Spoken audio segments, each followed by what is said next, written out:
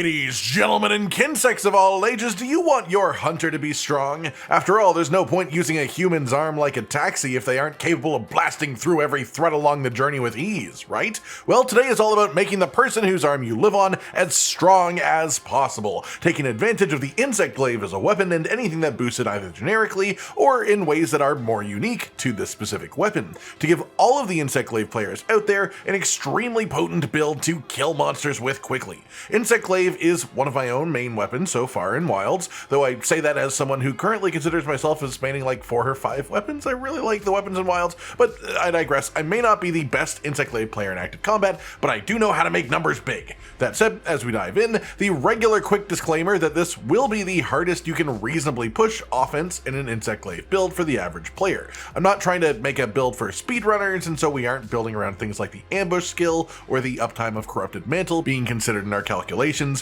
and things like Agitator are worth far less for the average player than they are in a speedrun where everything has been fully scripted out and planned. So this is as far as you can push while still retaining some level of comfort, and while making sense for the average player too, rather than someone who never ever makes a mistake and never gets hit.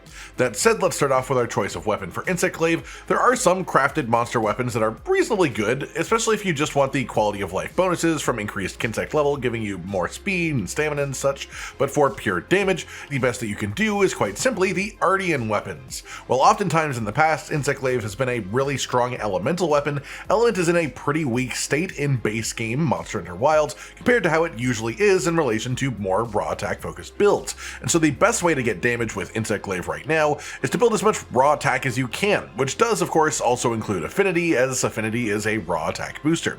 That said, Artian weapons are the way, and we are focusing on getting high raw and high effective raw as our main goal. But because of how Artian weapons work, making a pure raw Artian weapon just leaves damage on the table, because a status or element Artian weapon can reach identical raw attack numbers to one that doesn't have those, but has the bonus of course of whatever element or status that you put on top, so you may as well make an element or status option. As for elements, you can try and just make one of each element and then tight match your opponent's weaknesses to get the largest damage numbers in general. Dragon is a pretty solid sort of catch-all element for the 6 main farmed endgame monsters, but personally I lean much more towards statuses on Insect Glaive, where Blast and Paralysis can get really strong. That said, you can use any of the options I've mentioned here with this build, as the actual build itself doesn't change at all around what element or status you use, so you get a bit of a personal choice and customization here. But personally, I'm just a massive fan of Paralysis specifically, especially as with Insect Glaive it can set you up for more rising spiral slashes, which are our strongest attack. When putting together an Artian Insect Glaive for the purposes of this build at least, you want 3 attack infusion parts of whatever element or status that you've decided on. Affinity is usually managed through armor skills or talisman right now, and if you go over 100% affinity, you gain nothing, as affinity is just a fancy term for critical hit chance, so it's generally better to focus on attack infusion parts here, especially as you may get a bit of affinity on the weapon a little bit later from something out of your control, the reinforcements. The absolute ideal reinforcements are 4 attack boosts and 1 sharpness boost. The sharpness boost is pretty important for Insect Glaive, but if you don't have that, you'll just need to replace one of my weapon decorations with sharpness management like Master's Touch or Razor's Sharp. The attack boosts are ideal, but it's not like you're shit out of luck if you get 2 attack or 3 attack instead of 4, and while affinity boosts aren't the ideal roll, they aren't straight up bad either, so the ideal is 4 attack, 1 sharpness, but anything past 2 attack and the sharpness boost will absolutely do the job for the most part. As for your Kinsect then, obviously personal choice is personal choice, and the Kinsect will be a major part of your character while playing the weapon, so if you just like one aesthetically too much, go for it. Similar to the actual weapons, a monster crafted weapon is only like 5-10% weaker at most than a proper Artian weapon, so it's not the end of the world if you just prefer it aesthetically. That said, the statistically correct choice of a Kinsect is Arkmaiden. The Harvest, Extract Boost, and Fast Charge bonus together make this incredibly good at generating extracts from monsters with the Piercing Charge Kinsect attack. It's better than a pure speed focused Kinsect, and that's important because in Wilds the biggest damage loop you have involves spending all 3 of your extracts on Rising Spiral Slash, so the quicker you can get them back, the more often you can use your strongest attack. There is another Kinsect that shares a lot of the traits with this in Fiddlebricks, who I quite like personally, aesthetically speaking, but Fiddlebricks is severing damage, and Arkmaiden is blunt damage. Blunt damage means that it will build KO when it hits the head, and with the new Kinsect combo in focus mode, where it will attack with your weapon hits, if you hit the head with your glaive, you can easily get at least 1 KO per fight with Insect Glaive now, if not more, when using a blunt damage Kinsect. This makes a blunt Kinsect super high value, just for that alone if nothing else, because extra downtime on the monster is free damage periods. So Arkmaiden is is our bug of choice. Moving on, we have our actual armor pieces themselves, and today we're using the new Udra Beta helmet, mostly because this gives us some 2-slot sockets and also a rank of counterstrike. Counterstrike gives an attack boost after being hit and knocked back by a monster. But a fun little extra note here is that offset attacks can trigger counterstrike too. They don't do it every single time, it sort of depends on the timing of the animation, but because of the actual timing, if you trigger an offset slightly late, it will both count as you being hit by the monster, which will activate counterstrike, and count as the offset being successful, with all of the goodness that comes with that too. On top of that, I assume the average player will get hit by the monster occasionally, and so those two things combined with Insect Glaive being an offset heavy weapon in Wilds means that counterstrike is actually quite good for the weapon. Then for our other 4 pieces, we have the classic combination of Gore Magala 4-set, specifically using the Gore Beta chest, gloves, waist, and then also legs, and this is mainly for the set bonus itself. The 2-set bonus from this gives us Frenzy when encountering large monsters, and after dealing a bit of damage, you will cleanse the Frenzy debuff and gain a buff for 90 seconds. This buff gives you 15% affinity by default, but we get total 25% affinity because of the antivirus skill as well, which gives 10% at full ranks. It says 15%, but that's just an incorrect tooltip. It only gives 10%. The 4-set bonus then will also give you plus 10 raw attack while you're inflicted with the Frenzy itself, and then plus 15 raw attack after you have cleansed the Frenzy. Since we will be spending nearly all of the actual hunt time with cleansed Frenzy, that's how we'll be counting it in the calculations. For the Talisman then, we have the Exploiter Charm for 2 weakness exploit, and then we are of course using the Corrupted Mantle in our Mantle slot. I won't count Corrupted Mantle for any of the math of the build itself, but just know that it is super strong. It is a general damage increase across the board, and it adds extra hits to our triangle hit combo too, which does change up our gameplay a touch while it's active, and I'll explain that a little bit later. For now though, let's move on to the decorations. Insect Glaive has a few options of note, but these are the best in this setup. Flight/Handicraft is an impeccable combo deco. Airborne increases all jump attack damage by 10%. We won't be using our vault or aerial combos as they are lower damage than playing grounded, and they use stamina, which hurts maximum might, but Rising Spiral Slash is our strongest move. Our main goal is to use that attack as often as possible, and Rising Spiral Slash does actually count as a jumping attack, so it gains 10% damage just from having the skill on.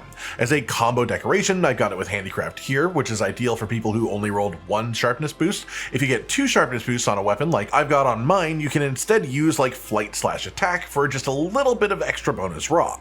As for your other slots, one of them is absolutely Critical Boost 3 no matter what. It's just the strongest, highest impact weapon skill that you can get from a singular deco if you build reasonable affinity, which we do. And then that final slot should be Critical Boost 2 if, as mentioned earlier, you don't get any sharpness boost on your weapon at all. This is the slot that you'd swap out for sharpness management instead. Other things worth bringing up just to say why we don't use them: Focus affects the charge time of things like Descending Slash specifically, but far from enough to be worth a full weapon decoration slot. And Power Prolonger, while it used to be good for Insect Glaive, definitely isn't very good for it in Wilds if you are playing around Rising Spiral Slash and using that attack frequently. Rising Spiral Slash spends all of your extracts immediately when you use it, so having longer duration on them does not help you at all, really. That said, now let's talk about the armor decorations as well. We've got 3 Tenderizer decorations to finish off Weakness Exploit up to 5 ranks as an excellent source of crit chance, as 5 ranks of this gives us 30% affinity when hitting weak spots on the monster, which is any time that you get an orange number, so that should be all of your actual hits, that's what you're aiming for anyways, and then an extra 20% affinity to wounds as well. Wounds are less consistent, so I won't be counting the wound affinity in calculations, but I will definitely count the weak spot affinity as that's very reliable. Then we have 3 Mighty Jewels for 3 maximum might total. This gives us 30% affinity when our stamina bar is full, with a bit of leeway in Wilds as well with the way that it works. Essentially, as long as you don't use your aerial vault often, you will keep this at very high uptime, and because of the actual timings of our attacks and such, you should always have this active before Rising Spiral Slash, which again is our biggest hit, and you'll also have it active before most of the hits of Descending Slash, even if you are just rolling around like a madman. That said, Grounded Insect Glaive is one of the best weapons for keeping high uptime on this skill, and that gives it a ton of value for us. We then grab 2 Counter Jewels as well to finish Counterstrike up to its full 3 ranks, and this makes it 25 bonus raw, which is a reasonably large amount that lasts for 45-second duration after activating it, which is an incredibly long time to either offset the monster or get hit by them again, so I'll be counting this as being very high uptime because we have 2 sources of activation on Insect Glaive. Then for our 1-slot decorations, we have 2 Sane Jewels to bring us up to 3 Antivirus as talked about earlier, and then you'll have one slot remaining. For multiplayer, I absolutely recommend using the shockproof jewel to remove flinches from allies, and in solo hunts you can just use whatever one slot decoration of utility you'd like instead, you like the sound of most. As for our actual skill list then, we have 5 critical boost, 1 attack boost or handicraft will be added onto this too depending on your weapon deco combo choices, and then you'll have 1 airborne. Then we have 5 weakness exploit, 3 constitution, 3 evade window, 3 counterstrike, 3 maximum might, 3 antivirus, 1 resentment as an extra little bonus that we have from the helmet as well, 1 flinch free, 1 shock absorber, and then of course gore magala forset bonus and the adrenaline group bonus too, which gives us a stamina use reduction when we're at low health. Main thing to mention here for those wondering is I mentioned earlier we are leaning into counterstrike because of the offset interaction, and for reference if we swapped our gear around a little bit to lose that, the best that you could do is 2 burst, so it's either 2 burst, 1 counterstrike, or 3 counterstrike, 1 resentment. 2 burst is actually only worth 10 raw attack at most, which is way less value than counterstrike if you can have it active constantly. And then because we have 2 ways of activating it, we can have it a lot better than most weapons can. And then resentment is just a little bit of a bonus from the armor piece swap that we do anyways. That said, let's dive into the actual math for the build. A perfect Artian Insect Glaive would be 3 attack infusion, 4 attack reinforcement, which would put it at 225 base attack, plus 25 from counterstrike, assuming near 100% uptime, which I think you can have with Insect Glaive between either the offsets or getting hit. I won't count resentment as we don't have a way of keeping it constantly active, but do know that it is also plus 5 when you do have red health. We also have gore magala forset bonus, and we will count that as being plus 15 because most of your hunt will be frenzy cured, and this leaves us at 265 attack. For our affinity, we have 5% base on any Artian weapon, then 25% bonus from antivirus combined with the base gain from cleansing frenzy, which puts us at 30%. Weakness exploit is 30% affinity when hitting a weak spot, which we will count, but 20% bonus on wounds, which we won't count, so 60% affinity. We then add in another 30% for maximum might, which takes us to 90% affinity, which is where you will sit most of the time. We go over 90% when hitting wounds, we can hit 100% when hitting wounds, we go up to 100% when wearing corrupted mantle, stuff like that, but most of the time you will be at 90%, so we're counting it at 90%. With full critical boost, a critical hit is a 40% damage increase, so a 1.4 times multiplier. On average, we will crit 90% of the time, which means the average overall damage increase from crits across a hunt with this build is 36%, or a 1.36 times multiplier. 265 times 1.36 is 360.4, multiplied by 1.32 for white sharpness modifier, puts us at an end effective raw of 475.7.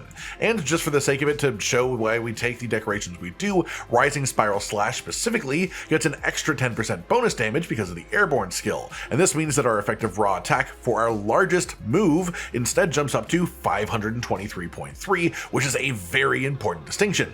This is quite solid and is mostly due to an assumed counterstrike uptime, but again, because we can activate it through offsets and getting hit by the monster 2 separate ways with a 45-second duration afterwards, it is logically sound that an average player will have this active for the vast majority of the hunt, especially as you can restart the timer while the buff is already active. Finally then, let's talk about playing this build in particular.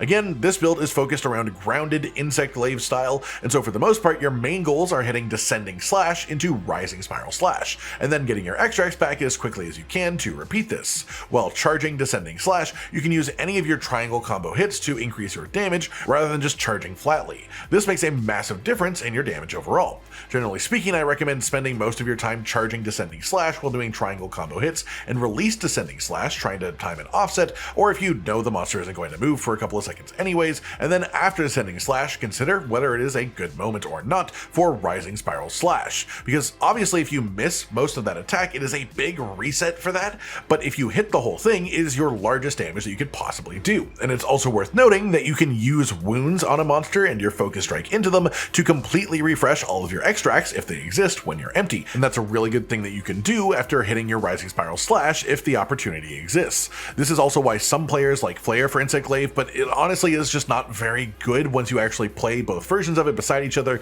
You'll notice that the actual increase in wound generation just isn't really worth that much, and the increase in damage you get from putting in damage kills instead is worth a lot more. That said, we are using maximum might as well, which means you want to avoid any unnecessary stamina usage. Do not vault unless you need to do it to avoid an attack, similar with evading. Generally speaking, when closing the gap on a monster that is close close by, do it by holding down your circle or your B button, charging your descending slash while just walking towards the monster menacingly. As well, we are using Corrupted Mantle, and your best combos change a little bit while this is active. While Corrupted Mantle is on, you basically just want to spam out triangle attacks, and my personal favorite combo for looping these around with this again is to hold and charge descending slash, then do your full 3 triangle input combo, and then release descending slash, then repeat. Then finally, just a reminder to play with focus mode on as much as you can stomach the extra camera movement required. I recommend setting focus mode to toggle with the Insect Glaive in your settings as well, because you can just gain a ton of damage and utility by having your Kinsect fight alongside your attacks, and again, having a blunt Kinsect able to get full-on stuns on monsters is pretty ridiculous.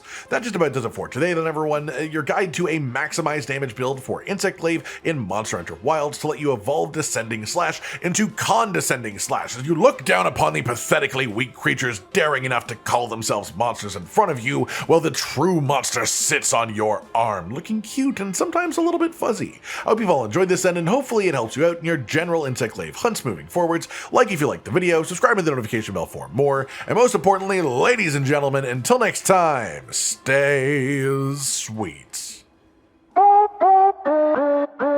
Josh, Cotton, and Hollow with the videos, dropping the humor like a hammer on your tippy toes, bringing entertainment on a daily arrangement to take our insanity and turn it into entertainment. Yes, I said entertainment twice, to reiterate that it is nice to look into your faces on a mostly daily basis when you let us in your homes to make the whole world a stage.